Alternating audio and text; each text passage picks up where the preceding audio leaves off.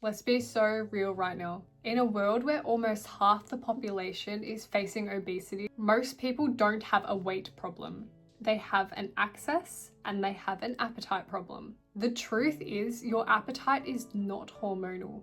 It's trainable and it can be completely reset within 7 days if you know what you're doing. Hello, my name is Kayla. I'm a personal trainer, I'm a coach, and I'm a model, and I work on helping women get aesthetic, lean, and healthy bodies in the easiest and most convenient way. Today, I'm going to be breaking down what appetite actually is, science behind hunger and cravings, why your hunger feels uncontrollable, how to suppress a tight appetite naturally within a week, and how to keep hunger low long term without starving yourself.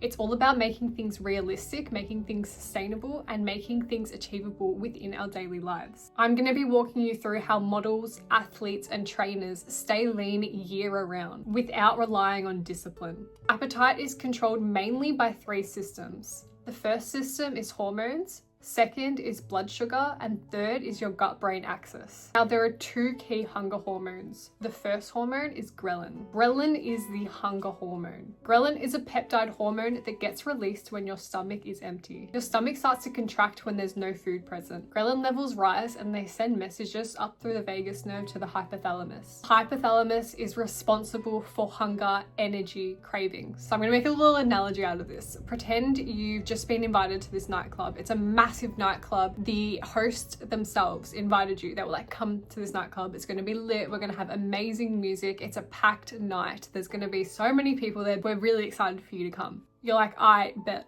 this sounds amazing. You're ghrelin in this scenario. The event organizer is the hypothalamus, and the guests, they are the vagus nerve. So you decide to go like 30 minutes late to the venue because you're like, I don't want to be the first person there. I kind of want it to be already popping by the time I get there. I want there to be a little bit of a boogie going on. I want there to be drinks. I want everyone to get lit. I want to get there when everyone's already lubricated. So you show up 30 minutes late. You walk in past the bouncer and it's dead. There's no one there. You go up to the host and you're like, you literally told me that there's going to be over 500 people here. I thought there was going to be music playing. There's no food. What's going on? Why am I here alone?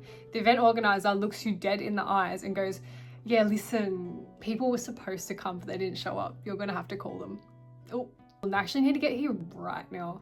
Urgency to this. We need them here right now. Otherwise, we're losing money here. That is exactly what's happening in your body. Your stomach is empty. The nightclub's empty. You realize nothing's happening. You tell the hypothalamus, which is the event organizer, sends messages out through the vagus nerve, aka the guest messaging list, telling them everyone needs to come. And that's why you suddenly feel hungry. Ghrelin is triggered by poor sleep, chronic stress, skipping meals, low protein diet, blood sugar drops, and dieting too aggressively. The next hormone is leptin. Leptin is like the sister hormone to ghrelin. Leptin is the fullness hormone. Leptin's made by fat cells. Leptin tells your body, I've had enough. I'm good, I'm full. When leptin levels are low, your body thinks I need more food. I'm ready for more of a feast. It works through the same pathways as ghrelin. Leptin travels up to the hypothalamus, control appetite and energy balance. In this scenario, leptin is like the bouncer. Leptin tells the guests when there's too many people in the venue and we need to stop letting people in. Although, if there's not enough people in the club and it's sounding a little bit quiet in there, the bouncer's going to back off a little bit. He's going to let more people in. Leptin becomes dysregulated when you're undereating, when you're eating ultra-processed foods, when you have inflammation, even when you're sleep deprived. When these hormones are out of balance, your appetite becomes louder. It becomes more frequent and harder to control. The next thing is blood sugar regulation. Blood sugar regulation affects appetite more than you think. When you eat a high carby meal or when you're consuming naked carbs are carbs that don't have protein or fat. Blood sugar rises fast, but then crashes fast. That crash triggers intense hunger. It triggers carb craving. It triggers irritability. Your brain thinks you're in danger when glucose drops too quickly. And lastly is the gut-brain axis. Your gut sends signals to the brain when you are full or you're satisfied. Hunger increases when you're dehydrated, when you're low in fiber, when your microbiome is unbalanced. The bacteria in your gut literally sends signals to your brain about what you're craving. And what you're craving from your gut's messages is based on what you've been eating. So if you've been eating a shit ton of carbs, or if you've been eating a shit ton of sugar, then your brain's going to want to crave the sugar more. That's why you get stuck in loops. If you're eating a lot of veggies, then your brain is going to crave veggies. It's what you're going to want to eat. You're going to look forward to eating veggies. This is why changing your diet literally changes your cravings. Now, why do we feel hungry? Here is the reason why you feel out of control. First of all, most likely you're not eating enough protein. Protein activates peptides YY and GLP-1. These hormones are the most potent hunger suppressing hormones. Studies show that eating a high protein diet decreases hunger levels by up to 60%. Number 2 is you're chronically stressed. High cortisol makes you crave fatty foods. It makes you crave sugar, it makes you crave salt, and it makes you crave carbs. Cortisol doesn't care what you look like. Cortisol just wants to survive. Number 3 is you're probably really tired. If you're giving your body less than 7 hours of sleep, ghrelin increases by up to 28%.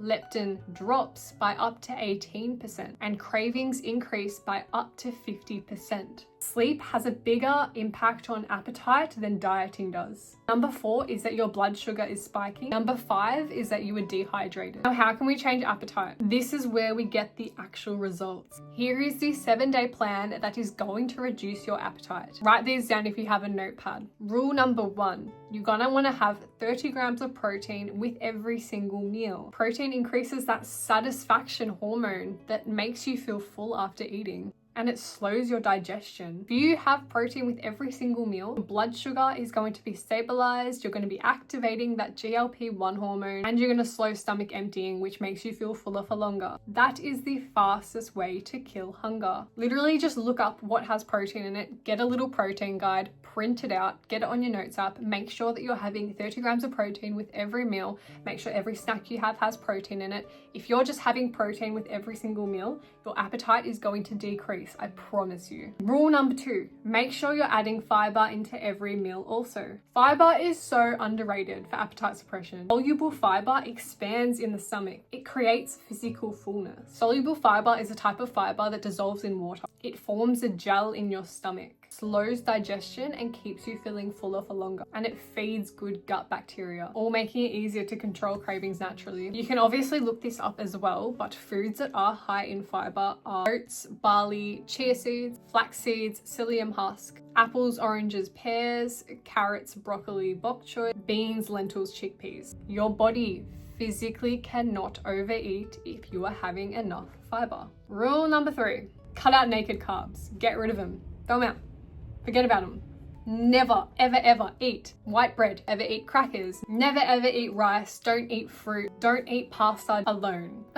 Pair any empty carbs with protein and fats. When you pair it with protein, fats, and fiber, you're preventing the crash from happening. And later down the track, you're going to prevent the cravings from happening. Rule number 4, have electrolytes in the morning. Your brain sometimes tricks dehydration into thinking that you're hungry. If you simply just drink an electrolyte drink in the morning, that's a drink that contains potassium, salt, and magnesium. It reduces perceived hunger naturally. This alone cuts cravings by the afternoon. Rule number 5 is eat slower. Your body takes 20 minutes to actually feel full, just like how it takes 20 minutes for all the people to realize they need to come to the nightclub. When you eat fast, you bypass leptin, you end up feeling fuller earlier, and you end up overeating most of the time. Slower eating equals fewer calories and more fullness. Rule number 6 is finding ways to decrease cortisol.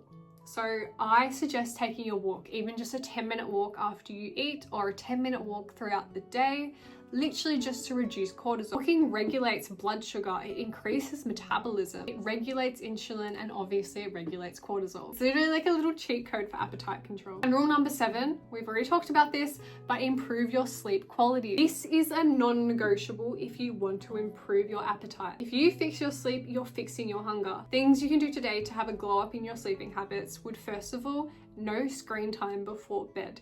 Now, this is a little bit of a tricky one because you can go on your screens if you're reading a book or if you're watching a podcast, but no social media because you're tricking your brain into staying awake because you're reacting to something. Don't eat 3 hours before bed because when you eat before bed, your body is still actively metabolizing the food that you're feeding it.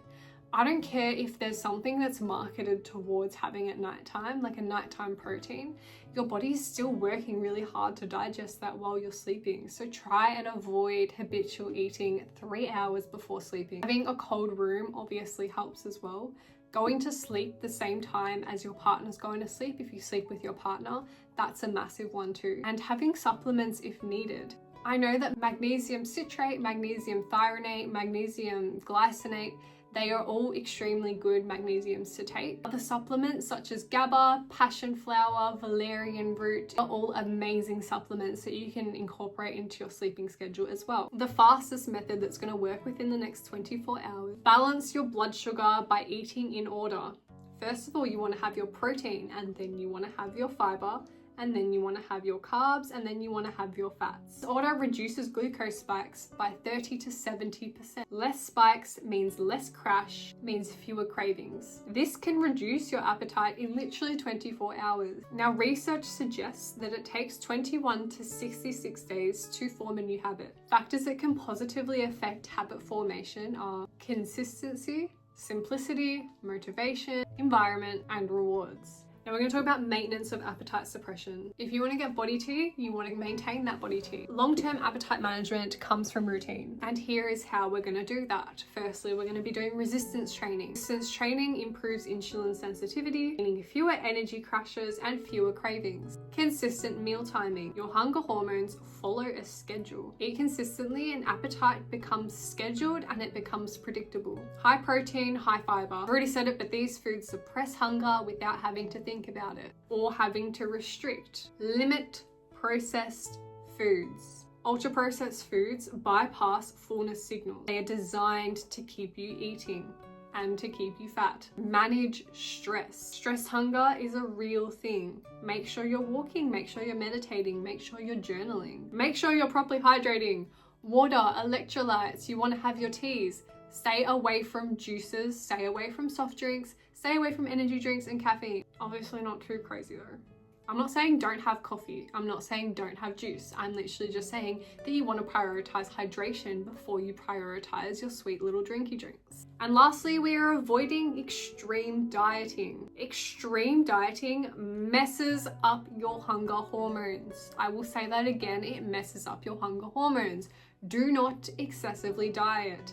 Your ghrelin and your leptin is going to go into a crazy little party that isn't the venue that we were talking about before. It slows your metabolism. If you want controlled appetite, you're not going to starve yourself. Girl, models don't starve themselves. We're not doing that anymore. We're staying strong, we're staying fit, and we want our body T. If you want a leaner, stronger, more confident body without starving yourself or obsessing over food, I can show you exactly how. I work one-on-one with women to create realistic, sustainable routines that will balance your hormones, control your cravings, and actually make nutrition and fitness feel easy. Click the link below to book a call with me and we can build your body T together. I'm gonna make you a baddie for real. I'm sick of people feeling like it's hard to get lean. It's hard to stay on a diet. It's not. Let's get strong, let's get lean together. Stay bad, girls.